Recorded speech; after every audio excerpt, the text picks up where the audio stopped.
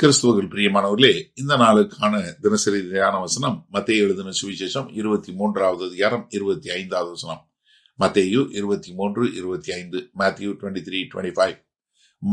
மாயக்காரராகிய வேத பாரகரே, பரிசேயரே, உங்களுக்கு ஐயோ!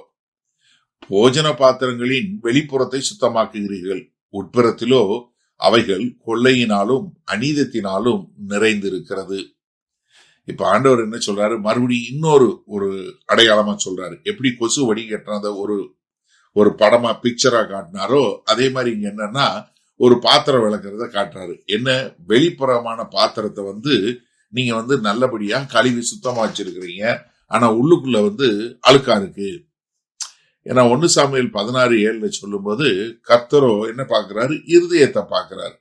அவர் வெளியரங்கமான காரியத்தை பார்க்கறது இல்ல. நம்ம தாவீது பத்சேபாளோட பாவம் பண்ணி பாவ அறிக்கை செய்து பாடின பாடல் 51வது சங்கீதம்.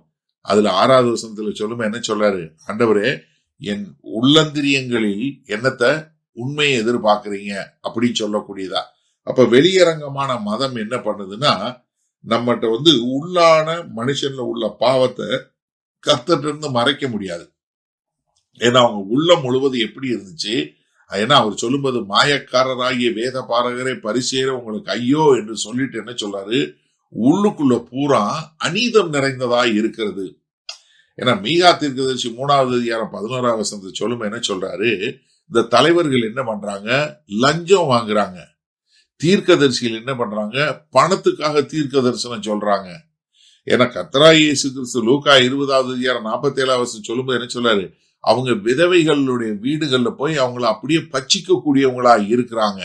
அப்ப என்ன, இவங்க ஒரு முன்னாடி அடையாளம், இது ஒரு மாஸ்க் போடுவாங்க இல்லையா, ஒரு ஏமாத்துற மாதிரி ஒரு இதை போட்டுட்டு நாங்க அப்படியே நான் ஒரு பரிசுத்தம் அப்படிங்கிற மாதிரி ஒரு முக தோரணையை போட்டுட்டு உள்ளுக்குள்ள பூரா என்ன, நான் எப்படி பணமோ இல்லை நான் எனக்கு பொல்லாத காரியங்களை எப்படி நடத்த முடியும் என்ற கூடதான். ஏன்னா இவங்க எல்லாருமே என்ன பண்ணாங்க? தங்களுடைய சுயத்துக்காக வாழ்ந்தாங்களே ஒழிய சுயத்தை வெறுத்து வாழல. ஏன்னா முதல்ல தீமோத்தேயு எழுதும்போது அப்போஸ்தலனாகிய பவுல் 2 தீமோத்தேயு 3வது அதிகாரத்துல 4வது 5வது வசனம் சொல்லுமே என்ன சொல்றாரு? அவங்க எல்லாம் கர்த்தரை விசுவாசிப்பதை காட்டிலும் சுகமான வாழ்க்கையை விசுவாசிக்கிறாங்க. அவங்க என்ன ஒரு வெளியரங்கமான ஒரு கர்த்தத்துவம் வச்சிருக்கிறாங்க, ஆனா அவங்க வாழ்க்கையில் என்ன, அதனுடைய வல்லமையை நிராகரிக்கக்கூடிய மக்களாக இருக்கிறாங்க. அப்ப அவங்க என்ன சொல்றாரு? வெளிய பாத்திரத்தை தொலைக்கிட்டீங்க, வெளி பாத்திரம் வெளியே இருந்து நல்லாதான் இருக்கு, ஆனா உள்ளுக்குள்ள என்ன இருக்கு? எல்லாம் கொள்ளையும் அநீதியுமாக நிறைந்து இருக்கிறது. அப்ப என்னன்னா, அதாவது தேவனுடைய வார்த்தை வரும்போது இந்த உள்ளான மனுஷன் மாறி உள்ளும் புறமும் ஒரே மாதிரி வாழ்க்கை வர வேணும். ஆனா இவங்க என்ன பண்ணிட்டாங்க? உள்ளான ஒரு மாறுதல் இல்லாம வெளியரங்கமான ஒரு மாய்மாலம் கொண்டு வந்துட்டாங்க. அதனாலதான் இங்க கர்த்தர் என்ன சொல்றாரு? இப்படிப்பட்ட ஒரு காரியம் என்னன்னா, நீங்க வெளியே தோல்ல தான் இருக்கு, உள்ளுக்குள்ள இல்ல என்று சொல்வதாக இங்க கடிந்து கொள்ளக்கூடிய பயங்கரமா கடிந்து கொள்ளக்கூடிய ஒரு காரியத்தை பார்க்கிறோம். சரி, இதனால இந்த வசனத்தை நம்ம எப்படி எடுத்துக்கொள்வது? நீங்க ஒரு நிமிஷம் யோசிங்க. உங்களுடைய பிரதான நோக்கம் என்ன? நீங்க வேத வசனத்தை கேட்கறீங்க, பைபிள் வாசிக்கிறீங்க, ஜெபம் பண்றீங்க, சர்ச்சுக்கு போறீங்க, எல்லாம் செய்றீங்க.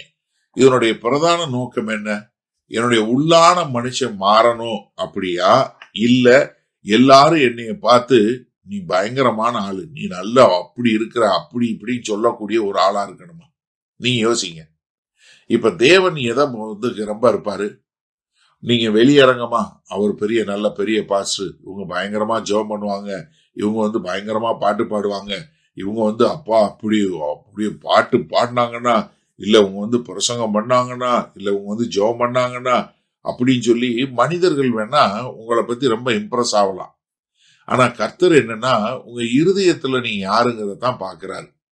அப்போ ஒரு மனுஷனுடைய ஆவிக்குரிய வாழ்க்கை எங்க தொடங்குதுன்னா, உள்ளுக்குள்ள தொடங்குது. என்ன நோக்கத்துக்காய் நான் செய்யறேன்? என்னுடைய ஆசை என்ன? என்னுடைய எண்ணங்கள் என்ன? என்னுடைய நடக்கை என்ன? அப்போ நம்மளுடைய ஜெபம் என்னவா இருக்குன்னா, முதல்ல ஆண்டவரே, தாவீது சொன்னது போல எனக்குள்ள ஒரு சுத்த இருதயத்தை உண்டு பண்ணுங்க. என்னுடைய நோக்கம், என்னுடைய எண்ணங்கள், என்னுடைய விருப்பம், மன விருப்பம் எல்லாம் என்னவா இருக்கணும்? உமக்கு உகந்ததாய் வாழணும். அப்படின்னா என்ன வரணும்? முதல்ல இந்த வெளியரங்கமா செய்யக்கூடிய எல்லா காரியத்தையும் நிராகரிக்கக்கூடியதா இருக்கணும். ஏன்னா ஒரு பரிசுத்தம், ஒரு மாய்மாலமான ஒரு பரிசுத்தம் இருக்கு பாருங்க, அதுல நம்ம இருக்கக்கூடாது.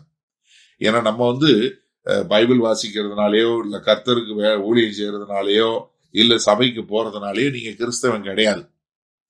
தயவுசெய்து புரிஞ்சுக்கொள்ளுங்க. அப்ப என்ன பண்ணுங்க?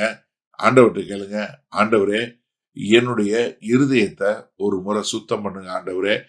எனக்கு ஒரு முக்கியமான நோக்கம் என்னுடைய உள்ளான மனிதன்ல வரக்கூடிய ஒரு மறுசீரமைப்புன்னு கேட்போமா? வல்ல பிதாவே, இந்த செய்தியை கேட்டுக்கொண்டிருக்கிற எனக்கு அருமையான சகோதர சகோதரிகள் ஒவ்வொருவரும், ஆமா ஆண்டவரே, வெளியரங்கமான ஒரு காரியத்தை காட்டிலும், வெளியரங்கமான ஒரு ஒரு தோற்றத்தை காட்டிலும் உள்ளான மனிதனில் வரக்கூடிய ஒரு டிரான்ஸ்பர்மேஷனுக்காய் இவர்கள் அதற்கு பிரையாரிட்டியை கொடுக்கணும்னு சொல்லி மீட்பெரும் ரட்சகருமாகிய இயேசு கிறிஸ்துவின் மூலம் ஜெபிக்கிறோம் வல்ல பிதாவே, ஆமேன். கர்த்தர் உங்களை ஆசீர்வதிப்பாராக. இன்று மாலை மண்ணால சந்திப்போம்.